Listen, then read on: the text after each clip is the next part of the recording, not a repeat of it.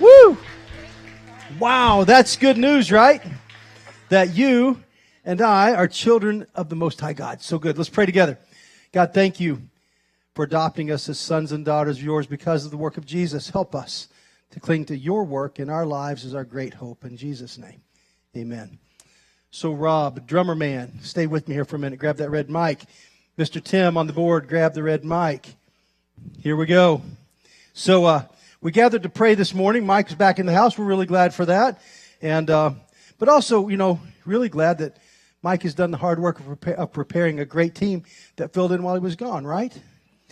So, Jared and company, a lot of great players, some new guys on the team coming in, doing really good work. And so, Mike, we're blessed by your work all the way around. Thanks. And he's got this incredible bass player up here today. His favorite daughter, Chloe's up today and is doing a great job on the bass. So it's just fun to see what our music team's doing and how well they're getting along. So we gathered to pray today, and Rob Hartman, who's an amazing drummer, he's an even better mechanic. And what you might not know about this man, who could drive any car he wanted because he could find any car, like he could find a $100 wreck and fix it for $50 and they'd be fine, okay? So, he could drive a Mercedes-Benz, but he doesn't. He drives a Chevette. Yeah, but before you cheer too loud, I want you to know this is no ordinary Chevette. This is like a hyper-cooled, super-duper, Rooper kind of extra intubated thing that has all these extra gadgets on it. It's intubated. Yeah, it's something. It's not your normal Chevette. It's turbocharged and fuel injected. Yeah, and how fast will it really go? Really fast. Fast enough where the doors start peeling open. Seriously. Like the windows. Yeah. The little 4-cylinder Chevette I had in college was exactly like that. Oh, yeah. Yeah, just like that. Yeah. And so yesterday he went to the Chevette convention. Chevette meet. Chevette meet. There's only 20 of us in the country. And so it's not just enough he has one. He has a silver one. He has an orange one. Yeah. He had to get a friend to drive his orange one to Ohio. Yes, it did. Yeah. And he has 5, but none of them are running. None of them are running. He couldn't get one of them running. Anybody ever have a Chevette? Raise your hand if you ever had a Chevette. That's a suffering all of its own. Bless you, child. I had one for a long time. It was a great car. It was fine. So you were at your Chevette meet yesterday, and because you're the king poobah of Chevettes. I was in front. Yeah, you were in the front. Turbo. So pick up the story from here. You're in Ohio somewhere, which is the land of bad drivers anyway. I was in Columbus. Jeff. We met there. I have a friend there. He does great body work, and he works on a lot of Chevettes. He's got a lot of parts. You need parts because you can't buy them, so you have to have them. And we're coming out of a Steak and Shake. We're coming out of Steak and Shake. Wow, that is loud. The drums are loud, so I can't hear anything. It's all right, man. So we come out of Steak and Shake, and we're coming out, and there is a woman coming off the bus stop there, and she's walking out. We're at a red light. Let's make this scene right. We're at a red light. We've been at a red light for a while. There's me, a bunch of Chevettes behind me, so it's like 20 feet. And then, there's not that big. I love you. And then we had an F-150 right next to me. It was like a 2000. I got it. 2014 F-150, and it's a beautiful truck, and he's sitting next to me, and the light it's certain to turn green soon. There's a woman coming over, girl, coming flying through in a Camry, just not paying attention at all. I'm like, she's not going to stop. She's on her phone. She's on her phone. She's not even looking up. I'm like, oh my gosh, So I'm flicking my lights, but of course they're that way. So, and then I honk my horn, which goes nothing, because it doesn't work. Who knew? So I'm freaking out, and I'm like, so then I start going, out the window, and the woman's walking across the street. She's in her 60s. She's walking across the street, and the guy in the F-150 sees it. There's no possible way. She's going to murder her. She's going to run right into her. So he floors it, jumps right out in front of the lady, and takes it right in the side. Boom! And it just glass everywhere. And it was just like, and everyone behind me, they didn't kind of see that because they didn't see her walking. And I get out, and I'm like, what happened? I'm like, it was awesome. They're like, what do you mean? I said, this woman was walking across the street, and for sure, she's going to hit her right in the grill. Dead center, 50 miles an hour. For sure. And I was like, I don't know what to do, And I'm screaming, move, at the lady, and she's just walking across the street, and here she's right in the crosswalk, and then he's, boom, smashes right in it, totals her car, airbags blowing off, everyone's smoke in the air from the airbag, all the powder in the airbag. It's just a mess, and glass and everything. And the woman we didn't even pay attention to her. I saw that, and the guy gets out of the truck, and he's mad. And he's going to throttle this girl. He's like, ah! And he's running over, and he's going to do some stuff, And we're not as freaked out, so I get the guys out, and we're all out of the cars. People, of course, behind us are like, come on, go, and this accident. And, steam from the radiator, and we're all, oh, get control of it. Hey, she wasn't paying attention, but don't kill her. Ah, he was mad. And then we looked over behind the truck, and there's the little lady. She's sitting there like, she's panicked. She's like, what just happened? So there's no way she could have got out of the way. I mean, she was walking, she was, not geriatric, but she was not jumping out of the way. And she wasn't jumping over the car, that's for sure. And so it was a miracle, Eddie. This guy just saved her life. Right then and there. And I said, what are you mad about? You saved her life. Look at my truck. You can get a truck. They sell them right down the street. They don't have bodies down there you can hop into. But and he calmed down, and he was kind of blessed. He said, man, that's pretty cool. I'm going to tell my family about this. And then the girl said, he ran right into me. And she started making up a story. The light was green. And there's like 20 people there going, the light wasn't green, but she was panicked, And so people sometimes do bad things in a panic situation. Some people do great things. How about that? I didn't think of pulling out in front of her. I didn't think of it. And I didn't. And, I could have, but I didn't. Wouldn't have made much difference with your vet. Well, I'd be dead, but the F-150 took it. Yeah. And I would have died if I did it. But it was awesome. You should have seen it. And with all the stuff going on in the world, and then I saw a woman not die. I saw her survive. I saw her live, and I saw a guy throw his life into the jeopardy, and like a fireman going to a burning building. I was like, this guy didn't even care. He's like, whoa! I was like, jeez. He had about 0.2 seconds to think about what he was going to do, and he did it. How about that? That was. They give it up. Now that's good stuff. Thank you. That was good stuff. Thank you. That's fantastic. Sorry about my microphone technique. That's good. Okay, so here's my question for you. Where was God?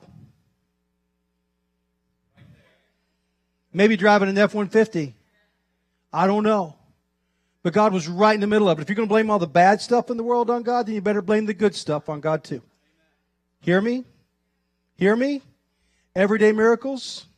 Let's talk for a minute. I'm your pastor. I love you. Now, I know many of you, man, we're still grieving. For those of you that are new, man, we love you. I'm so glad you're here. Thanks for coming. Thanks for trusting us enough to come through these doors and to check out worship with Phos Community Church today. And I think you're going to find it to be a great place to participate. If you notice somebody new today, would you reach out to them the way Jeremy would have reached out to them, please? You don't have to hug them, but you could at least say hi, okay? Like stretch that far in the memory of Jeremy. Now, what I want to make sure everybody knows is that we lost one of our favorite people to cancer about 10 days ago now, Jeremy Lewis, 33 years old, 3 little kids. His wife is on staff with us. It's been a tough lick for our church. Someone said it's like it's a big hole. I'm like, no, it's a crater. This is a crater. And there's still a crater in many of our hearts, and we're still wrestling with this idea of where was God, and why didn't God save him, and why weren't our prayers answered, and what's this going on? And some of you are still having dreams about this, and you're wondering with God, and you're struggling through this, and I am too. And so today I want to just share with us some ideas about a concept called theodicy. That is, where's God when life doesn't make sense? When there's suffering, how can there be a God, and how could a good God allow bad things? But I want to ask you a question. How could a good God allow good things? How come you won the lottery and you get to live in the United States of America? Talk to me for a minute. How come you got to drive a car today when most people in the world don't even know, would never even dream of having that privilege? How come you live in a house that doesn't leak, that has electricity and running water? We don't have to worry about your kids getting some funky infection from the water they drink and die in your arms because of that. How come you won that lottery? You going to blame that on God too? How come you had the air in your lungs, the gas in your tank to get to church today? You know some people couldn't come to church today because they don't have enough gas to get here. It's fact. We have friends in our family here at church that don't have enough gas to get to church. So they're watching online right now. Fact. Okay? I'm fussing at you a little bit, and fussing at me too, because sometimes we take all this for granted. Like your kids, most of your kids are pretty healthy, and if they're not, you have access to really good health care, and you can get them treated and probably taken care of in a really fantastic way. Whereas in South Africa right now, one of the greatest famines that have ever hit the planet, and there are thousands of moms and dads today whose children will die in their arms. How come you won the lottery?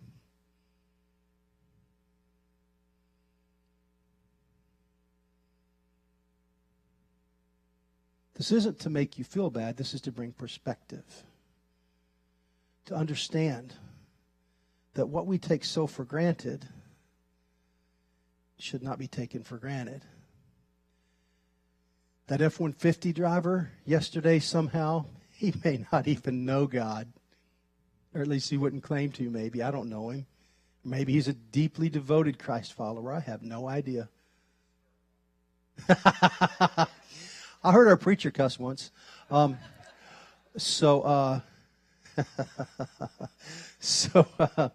just saying that I don't know. I don't know who he was, but somehow God used him, right? Somehow God used him. So we got to blame these everyday miracles that you get to partake in on God too. So in the middle of convicting God of a crime that he didn't commit, by the way, and trying to judge him as being less than a good God, when you kneel by your children's bedside tonight,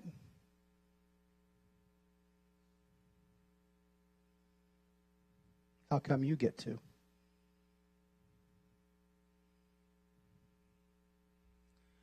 I'm just saying, we've got to bring some perspective into our insanity. The rest of the world doesn't read the Bible the way we read the Bible in America. Did you know that? When you live in slavery, or your children have been snatched away into sex trafficking, or your children have been taken away as indentured servants in regions like North Korea and other corrupt places in the world where they are ran by evil people, where the children are snatched away to work as indentured servants in other countries, and the government gets the money from the work of those children. Talk to me about that. Do you understand what I'm saying to you? You and I won the lottery to be sitting here today. The fact that you're in this house means you're in about the top half of 1% in the world, maybe less than that. Because you're free, you could come here, you had the resources to get here, you got decent clothes on your back, you had a decent enough car to get here, the fact you have all this stuff, I mean, you just start winnowing it down. So this is not to say we should feel bad, it is to say we should worship God. Should be grateful, as well as, yes, I admit the loss of Jeremy makes no sense. But the fact that you get to be here makes no sense either. Just weigh it on the scale. Put it all together. Don't just assume that God is bad because you didn't get your way.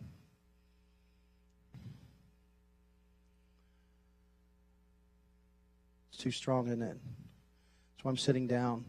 Because I come from a long line of preachers, some of them on the Baptist persuasion, who don't breathe when they preach. Aha! And I can get after you in the name of Jesus. I can smote you in the name of Jesus. Bring down fire from heaven on your soul. Okay, we can do all that stuff. I don't want to do that. Okay, I'll tap into the more Methodist side of the equation. For some of those relatives were more of the Methodist persuasion. They were a little more well-reasoned, not totally out of their mind kinds of people. So anyway, I just want to talk to you today. I just want to share with you. That was my tirade. I'm done with the tirade. Now we can settle in and we can talk. We just talk with. By the way, when I'm talking to you, I'm talking to me too. So if I'm pointing my fingers, guess how many are coming back at me? Like there's 4 coming back at me. So please never feel like, oh, he's preaching right at me. Maybe if the shoe fits, wear it. But I'm wearing the shoes too. Okay. So I'm not. I'm trying to remind myself all the things I just said to you. When I get up in the morning, try to remind myself, man, I'm so blessed. I'm so lucky. I'm so aware that these are all gifts. I didn't earn any of them. I just happened to win the birth lottery and be born in the right place to the right parents. That was it. Yeah, you can give it up for that. It's all right. Because it's true. I was. And I don't know why. You know, we're all working through this, including our kids. Our kids are trying to work through this too, your children. Some of you knew Jeremy and Noah's children. They're suffering too, and they're trying to figure this out. And you're probably talking with them in the evenings about that. Where our children's ministry team is responding with a session next Sunday morning called Good Grief. And we'll have our normal programming going on for kids over here, for those who aren't attached and who aren't grieving. But for the ones who are and the children that want to participate, they can go at either hour, 9:30 or 11. And Laura and her team have prepared a great time of ministry for your children, to hear them and to share with them some ideas about how they can grieve. Make sense? So I hope you'll take advantage of this Good Grief session and your children next week. And I appreciate Laura and her team getting ready to help your kids with this time where they are struggling. My thoughts today are largely borrowed from this book called Emotionally Healthy Spirituality by Pete Scazzaro. And we'll be diving into this book, if God allows, this fall in a small group setting. Meredith, Jeremy's wife, normally leads our small group ministry. When I said we have a creator, we have a crater. Trying to pull together leadership and get things done is going to be incredibly difficult in this season. And you just need to pray for us and our team that somehow we can pull this off, and maybe we could still get to do this. This would be really helpful for us to get to do in the fall, this book. But this is where my thoughts largely are coming from today, because this book has been very helpful. The chapter in particular I'm diving into is chapter 7, Enlarge Your Soul Through Grief and Loss. Through grief and loss. Did you know that your soul can get bigger through grief and loss, that you can become more connected to God instead of less connected if you won't grow angry or judgmental with God? If you will remain as a human underneath a sovereign God and not become God's judge. So I just wanted to ask you to work with me today and to think about some things that I think will be helpful for you and for me as we dive into this idea of theodicy, the idea of how do you deal with a God who's good and who's loving and who's kind, who is our Father, who loves us dearly, and yet there's suffering in the world. How do you do that? This has been a problem for the ages. This has been a study for eons. This gave rise to much of the writings in the Bible, including the book of Job. Job, we believe, is the oldest manuscript in the Bible. Did you know that? That Job is perhaps the oldest book in the Bible. Now, it's interesting because Job, as the oldest book in the Bible, addresses this idea of how could there be a good God and yet we could suffer? How could you bring those together? Isn't it interesting that that would be the oldest book in the Bible? Why do you think that is? Why do you think that might be the first text that were written about God, or at least that we have access to? Yeah, it's the first question. It's like this primal question that haunts all of us, isn't it? Why, God? Why is there suffering? If you're good, I think you're good. I want you to be good, and I'm grateful for all these good things you give me, but why am I suffering? And by the way, I got to say this. Some of you are not suffering at all today. I'm glad for you. You walked in here and there was no little cloud over your head. Good for you. I'm grateful. I have a little bit of a forecast for you. There will be a rain cloud someday. Okay? You will have a need for an umbrella, and you'll have a need for this information someday. So if this doesn't exactly fit you today, I'll just kind of make a few notes and file it away, hang on to it, and it will be useful at some point in your life. So the book of Job, I'm going to give you a quick intro to, actually I'm not going to give you a quick intro, I'm going to give you an intro to the book of Job and talk you through the overarching story, and then arrive at some principles out of the book of Job. Kind of a tall order for one message, so bear with me and dive deep with me and hang on, and let's see what God might say to you and to me today about suffering and a good God coexisting on one planet. How could that be? Job 1:1. There was a man in the land of Uz whose name was Job. And that man was blameless and upright, one who feared God and turned away from evil. Did you get that? Look carefully at that passage. Let that one blaze into your brain.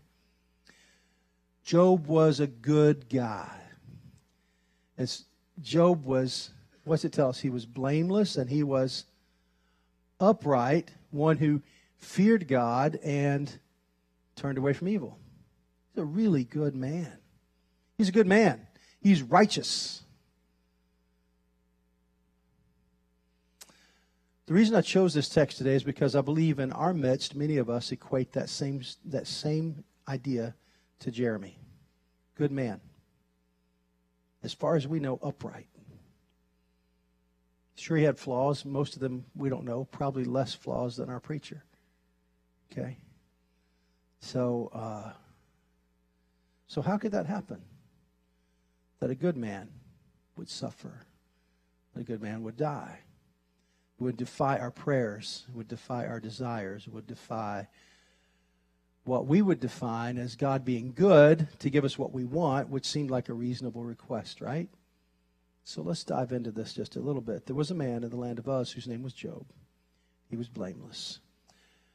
There were born to him 7 sons and 3 daughters. He possessed 7,000 sheep, 3,000 camels, 500 yoke of oxen, and 500 female donkeys. I don't know why it's so important they tell you it's female donkeys, but there must be a reason. I haven't researched that. I do not know. And very many servants, so that this man was the greatest of all the people in the East. His sons used to go and hold a feast in the house of each one on his day. And they would send and invite their 3 sisters to eat and drink with them. And when the days of the feast had run their course, Job would send and consecrate them. And he would rise early in the morning and offer burnt offerings according to the number of them all. For Job said, "It may be that my children may have sinned and cursed God in their hearts." Thus Job did continually. So this is a good man who's like overly good, who's like doing offerings for his children just in case they might have sinned.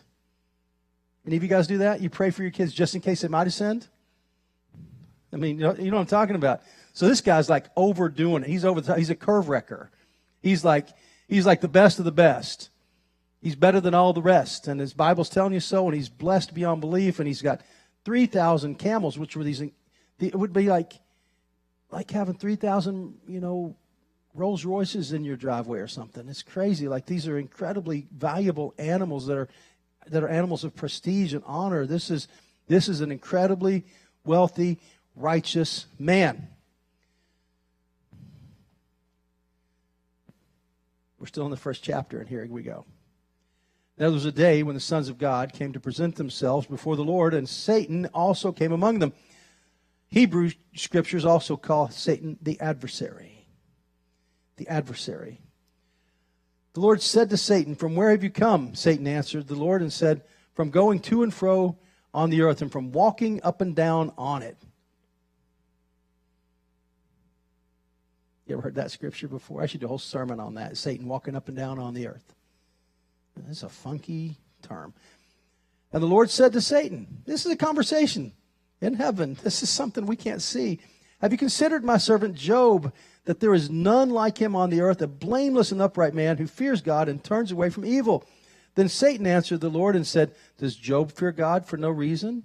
Have you not put a hedge around him and his house and all that he has on every side? You have blessed the work of his hands, and his possessions have increased in the land. But stretch out your hand and touch all that he has, and he will curse you to your face."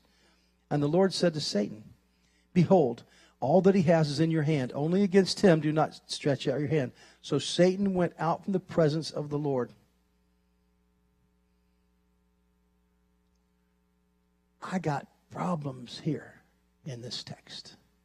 You got any problems in this text? Does this make you wiggle in your seat just a little bit? This is confusing to me. I don't get this. I've wrestled with this. Still not done with this. I trust God in spite of this. I'm trying to understand it. But there's what the text says. It's what the scriptures say. Now there was a day when his sons and daughters were eating and drinking wine in their oldest brother's house. And there came a messenger to Job and said, the oxen were plowing and the donkeys feeding beside them. And the Sabaeans fell on them and took them and struck down the servants with the edge of the sword, and I alone have escaped to tell you. While he was yet speaking, there came another and said, the fire of God fell from heaven and burned up the sheep and the servants and consumed them, and I alone have escaped to tell you. While he was yet speaking, there came another and said, the Chaldeans formed 3 groups and made a raid on the camels and took them and struck down the servants with the edge of the sword. And I alone escaped to tell you. While he was yet speaking, there came another and said, your sons and daughters were eating and drinking wine in the oldest brother's house. And behold, a great wind came across the wilderness and struck the 4 corners of the house. And it fell upon the young people, and they are dead. And I alone have escaped to tell you. This is a horrible, no good, very bad, rotten day. This is about as bad. Can you imagine? Can you imagine? Talk to me. Look at me. Talk to me. Can you imagine this? Give me a yes or a no. Can you imagine that? You ever had a day that bad? It's impossible to understand. Then Job arose and tore his robe and shaved his head and fell on the ground and cursed God. And worshipped. That's, wow. Are you kidding me? He worshipped? He what? In the face of that? He worshipped. Who did he worship? I mean, what is that about? And he said, naked I came from my mother's womb, and naked I shall return. The Lord gave, and the Lord has taken away. Blessed be the name of the Lord. And all this, Job did not sin or charge God with wrong.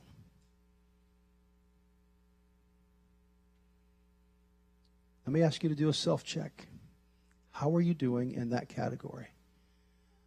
Of blessing God and not cursing. Of worshiping when you don't understand. Of hanging on to God when it's not gone your way. Are you doing like Job did or something else? Are you cursing God? Are you worshiping God? Where are you? Chapter 2 picks it up. Again, there was a day when the sons of God came to present themselves before the Lord, and Satan also came among them to present himself before the Lord. And the Lord said to Satan, from where have you come? And Satan answered back, we're going to and fro on the earth and walking upon the earth. And the Lord said to Satan, have you considered my servant Job? He's still not cursed me. And then Satan tears it and he says, yeah. Here's the deal. He hasn't cursed you because you've not touched him yet. But I'm going to tell you, when you touch somebody and their flesh begins to be afflicted and their bones begin to ache and they begin to suffer in their body, he will curse you. And God says, go ahead. Touch him. But don't kill him. And so the scriptures go on and tell us, and they tell this story, Job gets afflicted with these boils, nasty boils. They didn't have medicine like we have today. Nasty boils from the tops of his feet to the top of his head. He's covered with these raging sores that in that time would get so infected they would fill up with little worms. And it hurts so bad. And he took broken pottery and he just scraped himself. It just hurts so bad. It's just aching and hurting. And it's so miserable to watch. His wife says to him, why don't you just curse God and die? Why don't you just curse God and die? This is awful. Can't you see God is doing this to you? Give it up. And yet Job would not. He continued to remain faithful to God. You've heard a lot about the patience of Job. But I want to tell you, Job actually talked to God and asked God questions all through this text. Friends, let me invite you to do something. Please do this with me this week. I can't cover this text in enough detail and depth to help you as much as it could. Would you study this on your own? Would you at least read the book of Job in the next week or two on your own, please? If you don't like to read, if you can get the YouVersion Bible app and it will read it to you. I listened to the first 13 chapters this morning while I was getting ready and coming here. Okay? So you can get through the 40 or so chapters, 42 chapters of Job in a few days just listening to them in your car as you're driving back and forth to work. But just listen to the story. Let it speak to you. Let it wash over you. So Job has this incredible, horrible situation, and yet he doesn't curse God. He hangs on to a faith. Job has 3 friends that show up, and for about the first 7 days they get things right. They're just quiet. They sit with Job and his suffering. They just observe the suffering and they're with him. What Meredith needs most from you right now, when she's around right now, she's with her parents, is for you just to sit with her. Be near her. Job's friends messed up when they started talking. Let that be a warning to you. Because they start trying to explain God. Well, Job, you know this happened because you sinned somehow. Go back to Job 1:1. What did it tell us about Job? Give me the background. Was he a good man or a bad man? Good man. How good? Blameless. Blameless. So were his friends right? They were wrong. So please don't become one of those friends who tries to become some type of theologian that knows all the depths and the mysteries of God, because, friends, you do not. I don't. Be willing to sit quietly in the mystery of the suffering. Just be with people. And this goes for almost everybody who's suffering somehow. The best thing you can do most of the time is just be with them. When you see something that needs to be done, just do it. You don't have to go ask them, what do you need me to do? They don't know. They're suffering. They're not thinking about mowing the grass. Just fire up the mower, mow the grass. Be with them. Serve them. Take care of them. Take care of things that you know need to be done. That sort of thing. Do for them what you know needs to be done, but be quiet. Unless they ask you a specific question, be quiet. Please don't tell them about God and what God's doing, or how God needed another flower in heaven, or God must have needed more concrete up in heaven, so he got Jeremy up there. If you say that, I got a team of guys. We're showing up on your doorstep. This will be the one time we violate the green card policy, Mike. If you filled out a green card, we got your address, we're coming. Okay? So we'll be there. We'll talk about what God's going to do. He's going to open up a can. It's going to be one of those things. But anyway, let's just walk with people when they suffer. So this whole story of Job, man, this is back and forth between Job and his friends and Job and God. And God and Job basically says, hey, listen, God, I'm blameless, and you know this. So I don't know why this is happening to me. Could I just have an audience with you? Could I at least plead my case? Would you at least hear me? And after a lot of chapters, there's back and forth between Job and his friends and Job talking to God, and all this, God shows up. For some of you right now who are talking to God and asking why, you might get your wish. God might show up. And he might answer your questions, but he usually answers with a question. So in the late chapters 30, in the later parts of the 30, 37, 38, 39 chapters, God begins to answer Job.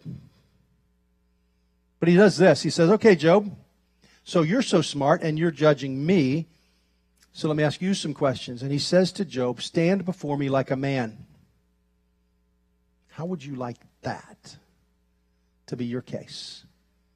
Or stand before me like a woman, whatever you want to say. I'm not trying to be sexist. I'm saying it's what the text says. Stand before me. I got some questions for you, and then I'll answer yours.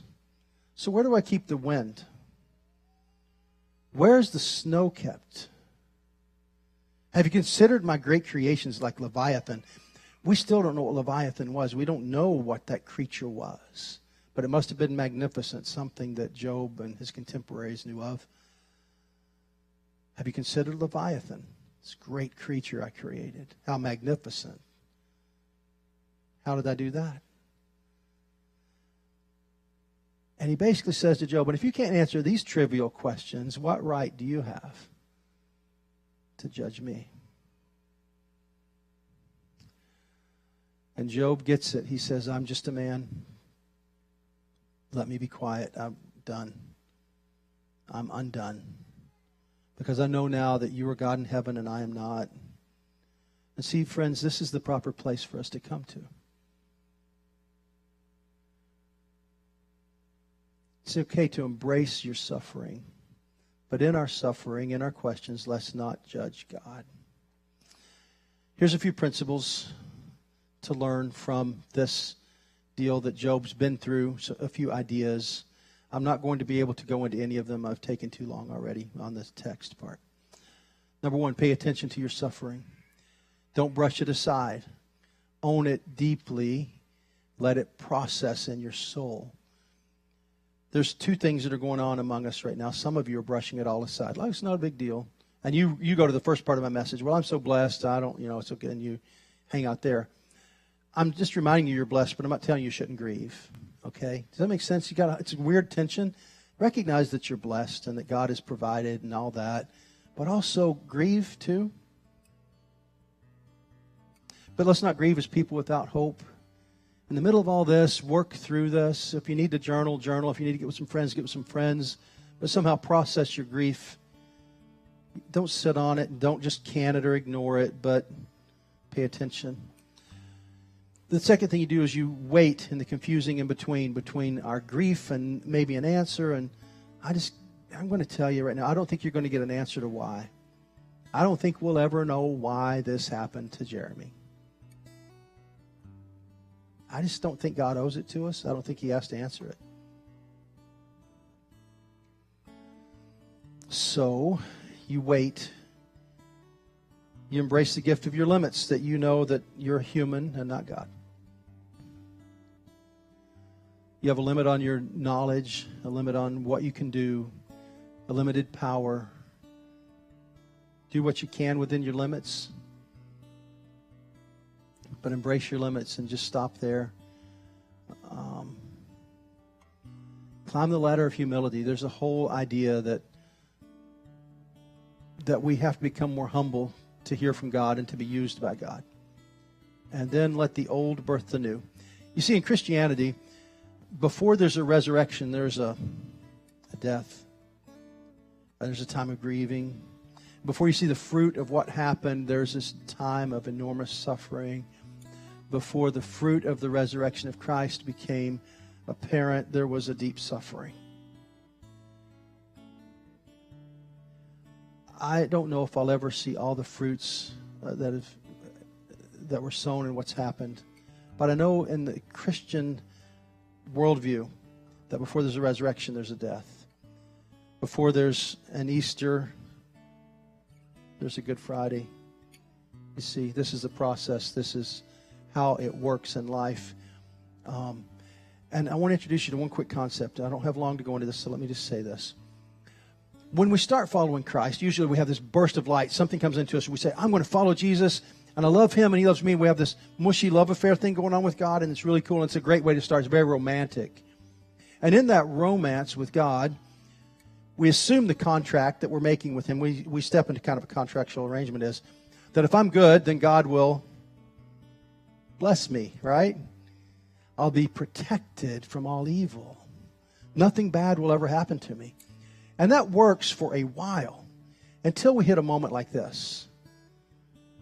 Or until something happens, you like what happened to one of our young couples this week who had a baby, 38 weeks, headed to full-term pregnancy. Went to the doctor this week and found there was no heartbeat. And this young 24-year-old girl gives birth to a dead baby. Do you hit those moments? Do you hit that? You don't know. You don't know. Our contract gets blown up because we've been good. We've been doing the best we could. And then God, it seems like he's not good in return. So you're left with a choice to turn your back on God and walk away, right? Which some of you have done, by the way. Some of you are here angry at God today because something somewhere in your life went wrong. You agreed to follow Jesus, but man, it's like, then this bad stuff still happened to you. Well, that's not fair.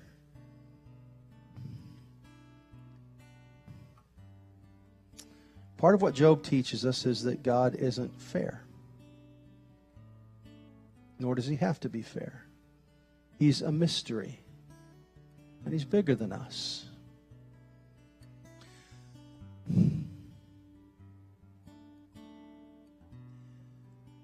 The greats of old who followed Jesus well call this moment the wall or the dark night of the soul. Some of you right now are in the dark night of the soul, where the deal you thought you had with God hasn't proven to work out the way you thought it would or should. And in this dark night, you will either go through this wall of darkness and come out the other side more humbled, more ready to admit that God is a mystery beyond your understanding, less certain of your theology about knowing everything that God is doing. And by the way, this is a very good place to live, where you don't have to think you know everything about God. To live in the mystery of a God who's bigger, who's sovereign, who's mysterious. If you go through the wall, there'll be good fruit in your life because of it. But if you refuse to go through the wall, if you don't work through this wall of this dark night, your soul will grow smaller and perhaps darker. And there is a possibility that you will turn away from faith in God altogether.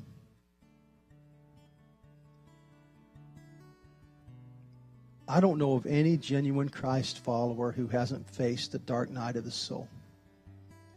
We don't talk about it much because it's not very popular. This isn't like a build your church message. Okay? Most preachers won't talk about it because it's not popular. This is not easy stuff. But it's real and it's true. So if you're facing a dark night right now, this is a hard zone for you. I got t-shirts for that. Been there, done that, going through it myself. So let's go through the wall. Let's seek God. Let's trust God in the midst of the mystery.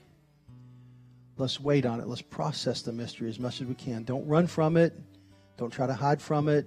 Don't try to simplify it or stuff it. Just process and live in it. Own the grief. We have a great hope, right, for Jeremy, that he's in a far better place. We know all that. And those sounds like platitudes or like little Hallmark cards. When your heart is breaking, they're true. Hang on to them. But process the grief. Go through this dark time. Don't turn away. Don't turn back from God.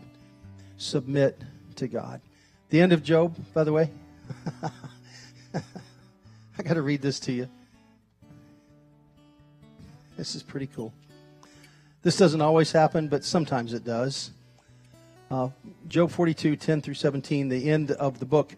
And the Lord restored the fortunes of Job when he had prayed for his friends. And the Lord gave Job twice as much as he had before. Then came to him all his brothers and sisters and all who had known him before, and ate bread with him in his house. And they showed him sympathy and comforted him for all of the hard things that the Lord had brought upon him. And each of them gave him a piece of money and a ring of gold. And the Lord blessed the latter days of Job more than the beginning. And Job died an old man and full of days.